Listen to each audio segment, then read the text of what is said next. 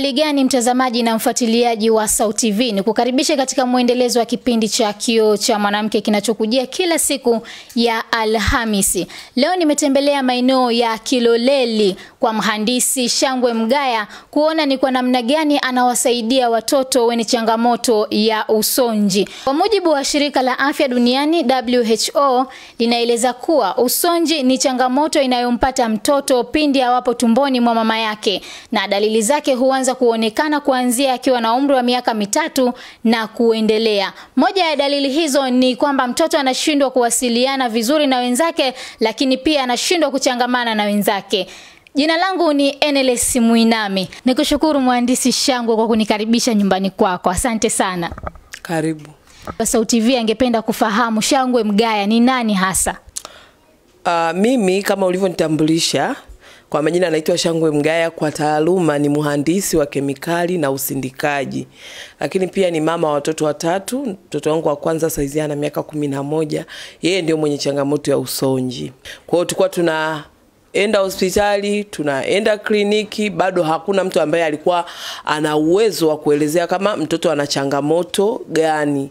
Kwa hiyo mtoto alivyofika miaka nakumbuka 2 alikuwa tunaendelea kwenda hospitali, tukakutana na daktari akampa dawa, lakini halikuwa hasemi mtoto ana changamoto gani.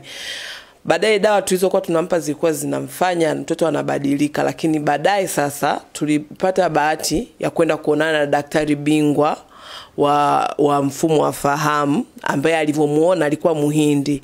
Akasema mtoto wako nimemuona ana changamoto inaitwa usonji. Kwa mimi ilikuwa ni mara ya kwanza, nilikuwa sijui chochote. Mtu wa kwanza ambaye mimi ilikuwa ni mtu wa kwanza kumwambia alikuwa ni baba yake. Sasa nikamwambia mtoto ana changamoto ya usonji.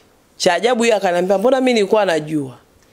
Sasa baada ya kupewa taarifa kwamba mtoto ana changamoto za usonji na wakati awali walikuwa wanakuficha, wewe ulivyoipokea ile taarifa uliipokeaje? Kwa mara ya kwanza kama mzazi nilijisikia vibaya sana kujua mtoto wangu ana changamoto, na nilimuuliza je, atapona? Ndio swali langu la kwanza. Akasema hawezi kupona, ataishi hivyo. Kwa hiyo unatakiwa ujue namna ya kuishi naye ili uweze kumsaidia, lakini ana kipaji. Ukiweza kujua ana kipaji gani, kwa sababu watoto wote wenye usonji wana vipaji vyao. Wapo wanaweza hesabu, wapo wanaweza ufundi, yani wapo wanajua vitu mbalimbali. Akaniambia ukijua kitu ambacho yeye anakiweza sasa utamsaidia na atakuwa na mchango mkubwa kwenye jamii kama watu wengine. Sasa harakati za kuanza kusaidia watoto wenye changamoto yenye usonji ulizianzia wapi, ama kutokana na kwamba mtoto wako tayari ana matatizo ya usonji ndio ukaamua kuanzisha harakati za kupambana na changamoto hizi, au ilikuwaje? Kwanza kabisa kama nilivyosema, mimi ni mhandisi, nilikuwa nafanya kazi, na baada ya hapo sasa nilikuwa nashindwa kumanage, kwa sababu kwanza kabisa mtu wa kukaa na mtoto, changamoto hizo nilizozieleza ni nyingi. Mtoto anashinda labda analia, dada ameshindwa kuelewa mtoto ana shida gani. Kwa hiyo ikawa ni changamoto hata mazingira ya nyumbani kukopa naye. Kwa hiyo mimi kuna muda nilikuwa naenda kazini na baki, yani ukikaa unaweza ukaleta dada wa kazi wiki moja, unashangala kwambia mimi siwezi kukaa na mtoto, naondoka. Kwa hiyo ilikuwa ni hivyo, oni na ofu siendi naenda. Kwa hiyo baadaye waliniandikia barua ya kuniachisha kazi, kwamba kama umeona kwamba mtoto ni wa muhimu basi kaa na mtoto uendelee kumsaidia mtoto. Kwa hiyo ilitakiwa niache kazi. Tulikuwa tunakaa kipindi hicho tulikuwa tumehamia Mwanza. Tulipofika Mwanza nikamtafutia baadhi ya shule, nikampeleka. Kuna shule moja nakumbuka nilimpeleka, akawa anashinda pale, yani muda mwingi nikirudi jioni kumchukua nakuta ameloa. Kumbe nikifika na muacha shuleni, mimi najua yuko shuleni, wenyewe wanamwacha chooni kwa sababu wanajua anapenda kuchezea maji. Kama nilivyosema, moja ya dalili mtoto anakuwa anapenda kufanya vitu kwa kujirudia. Akikipenda kitu cha aina moja, unaona muda mwingi anabondi nacho hicho tu kila saa. Kwa hiyo walivyojua anapenda maji wakawa wanamwacha chooni, kwa sababu akikaa chooni wanajua hata kuja kuwasumbua wengine. Walivyojua mtoto anazidi kukua, huwezi kumwacha nyumbani. Nikauliza tena, wakaniambia kuna shule nyingine huko Moshi. Kwa hiyo nikaenda tena nikampeleka, lakini kule nilikuwa natamani, kwa sababu nilikuwa na mambo mengi, nilikuwa natamani asome pale boarding. awe anakaa kule, lakini wakasema wanachukua akifika miaka 10. Yeye alikuwa hajafika miaka 10. Kipindi hicho ilikuwa unaenda unakaa naye wiki moja unarudi. Kwa hiyo yani ilikuwa ni hivi kwenda kurudi kwenda kurudi. Kwa hiyo baadaye nilipofika kule nilikutana na wazazi wengi sana wanaotoka huku kanda ya Ziwa. Watoto hawa wanahudumiwa na huduma 5.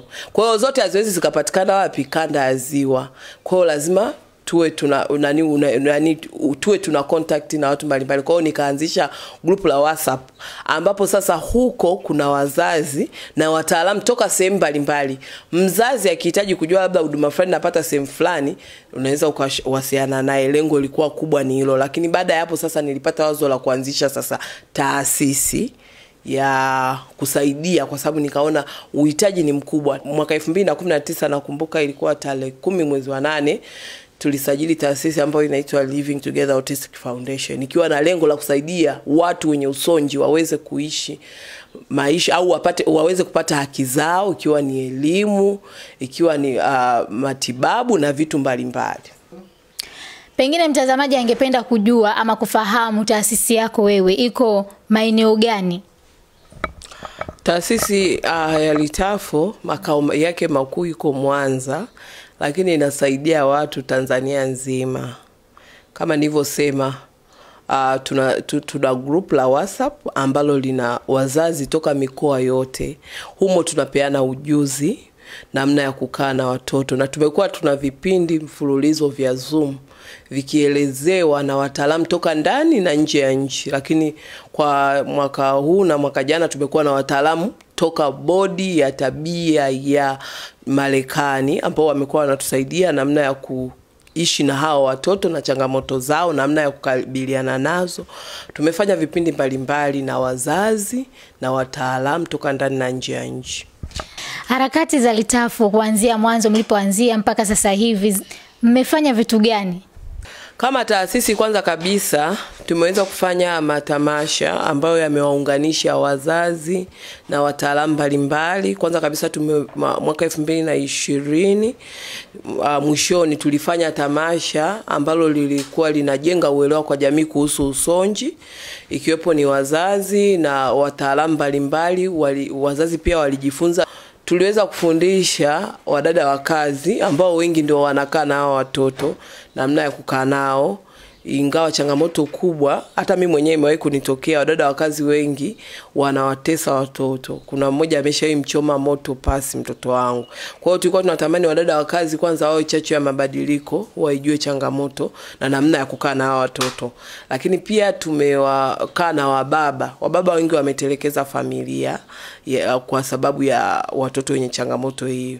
Wengi wao kwenye familia, ukipata mtoto mwenye usonji, wanaanza upande wa ukweni.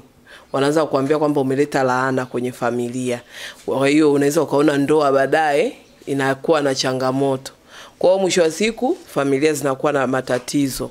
Wababa wengi wametelekeza watoto hawa.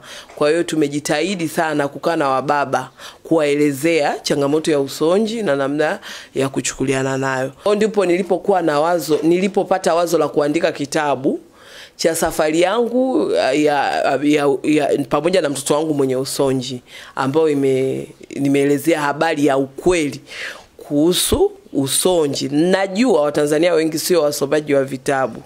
Kwa hiyo mimi nilivyoona kwamba wengi ukiandika kitabu kinachohusu usonji kama usonji, sio kila mtu atakuwa interested. Hata mimi mwenyewe sio mpenzi wa kusoma kitabu. Kwa hiyo nikijua kwamba usonji, kitabu kinaitwa kiandikwa cha usonji, nitasema sasa mimi mbona sihusiani na usonji.